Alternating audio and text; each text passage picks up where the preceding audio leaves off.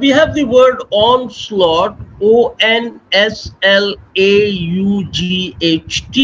Onslaught means an attack, an ambush, an assault. You have a sentence here: we suffered many casualties during the unexpected onslaught of the enemy troops. It is unlikely that his forces could withstand an allied onslaught for very long. Onslaught has another meaning. It means overwhelmingly large in numbers. For instance, you say during a particular festival we had an onslaught of cars that it was difficult for parking. We couldn't get parking space. We have another word, that is shambles. Shambles. Shambles means chaotic, chaos, confusion, pandemonium, mess, muddle. You say after the New Year's Eve party, the host apartment was in shambles. The opposite of shambles would be orderly, systematic, something which is disciplined. You say these files are arranged the biggest shambles I've ever seen. The next word is slander. Slander.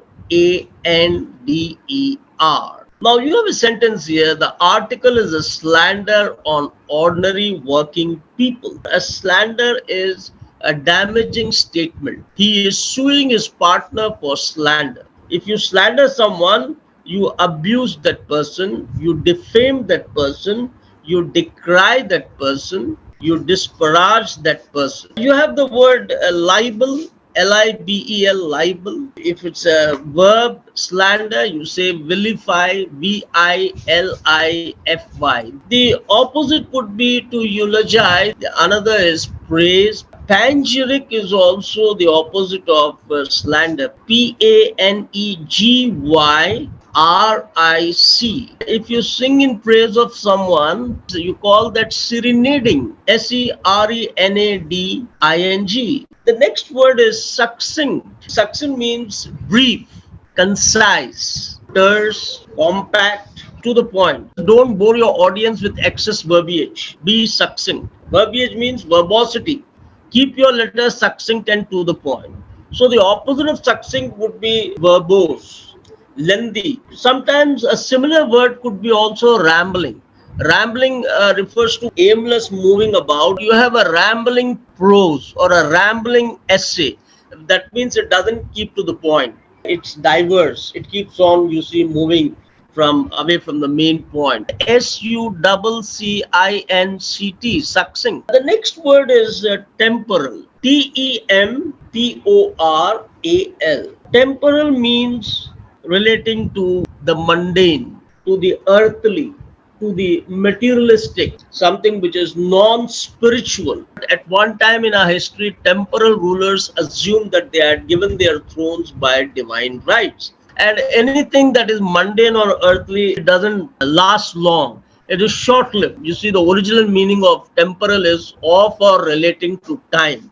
Everyone has to die one day, as we are all temporal. We are all, you see, transient. We are short-lived in that sense. So the opposite of temporal would be spiritual, divine, ethereal, incorporeal. Corporeal refers to the material, to the body. You have the word corpus, you have the word corpse, corpse, corpse, that is the dead body, or you have corps corpse, the National Cadet Corps, that is a body. You have a corporation, that is a body. So corporeal refers to the body, physical. And that is why you say that the government doesn't allow corporeal punishment. Corporeal punishment is a physical punishment. The next word is tranquility, tranquility.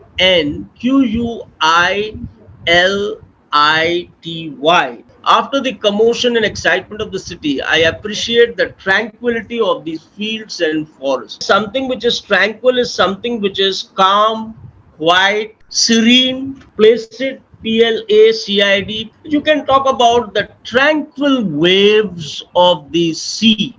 You can talk about someone's tranquil temperament. You might shout at someone, but the other person at whom you shouted can give you a very tranquil reply. The opposite of tranquil would be, of course, disturbance, perturbation, restlessness, listless. The next word is uncouth, uncouth,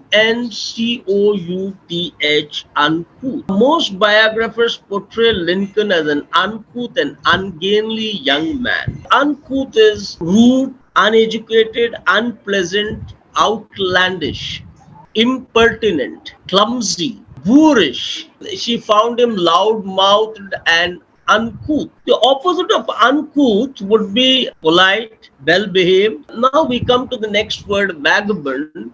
Vagabond. Most often children end up as vagabonds. That is, they don't have a place to stay. Person who has no job and no work and travels from place to place. Gadiya Luhars are vagabond blacksmiths, and the government is trying to settle them for improving their life and style. Vagabond is a tramp, is nomadic, is a wanderer, is a loafer. A more formal word would be peripatetic. Peripatetic.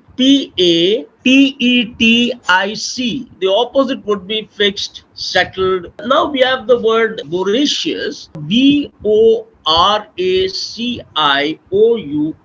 Voracious has to do with eagerness, greedy, ravenous. Ravenous.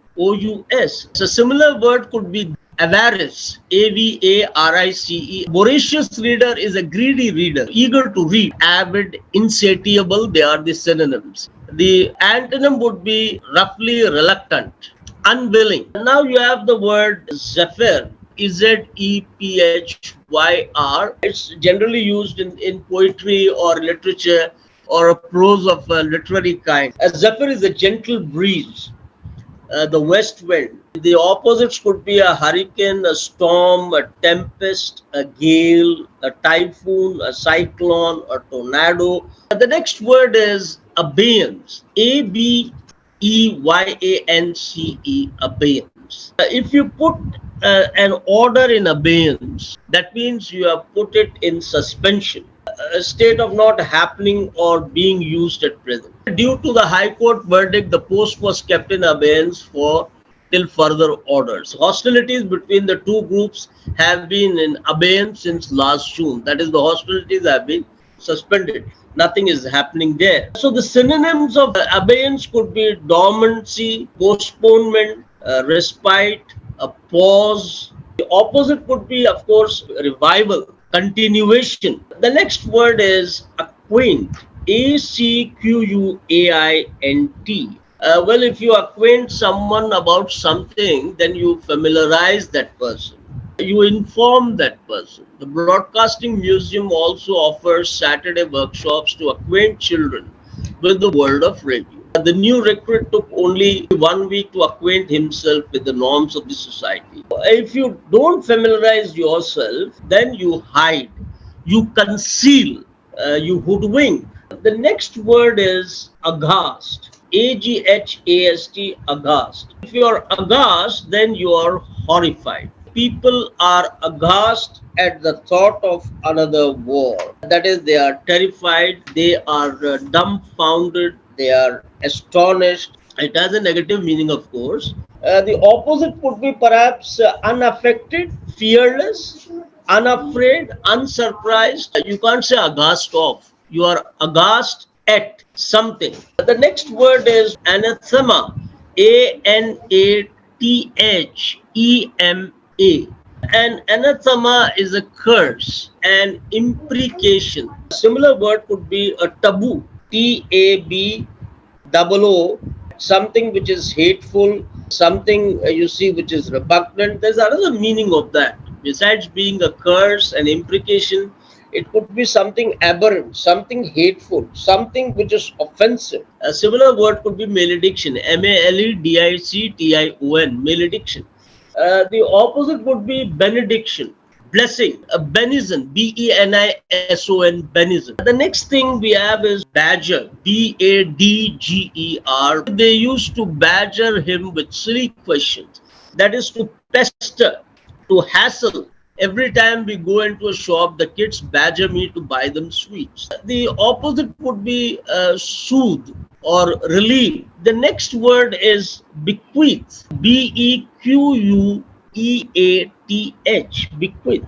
It means to hand down or to bestow through a will. In his will, his father bequeathed his wash to Sham. Picasso bequeathed most of his paintings and sculptures to Spain and France. You generally bequeath something in a written will.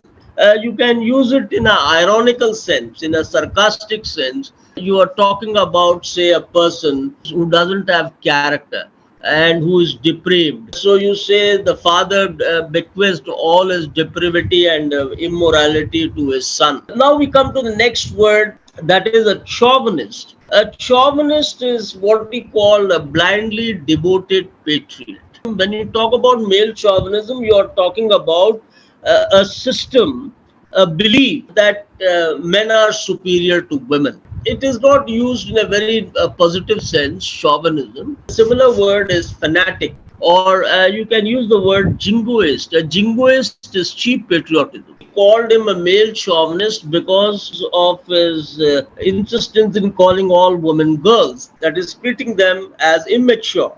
Hitler's chauvinist approach ensured his victory over so many countries. The chauvinist approach, that is, telling his people, that, well, you're fighting for the country, right? Cheap patriotism. So you can kill anyone you like. Now we come to the next word, and that is condone. It was not right of the college principal to condone such irresponsible behavior.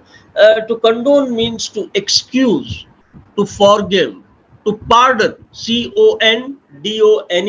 If the government is seen to condone violence, the bloodshed will never stop. The opposite of condone would be to condemn, to censure, unforgiving, to damn.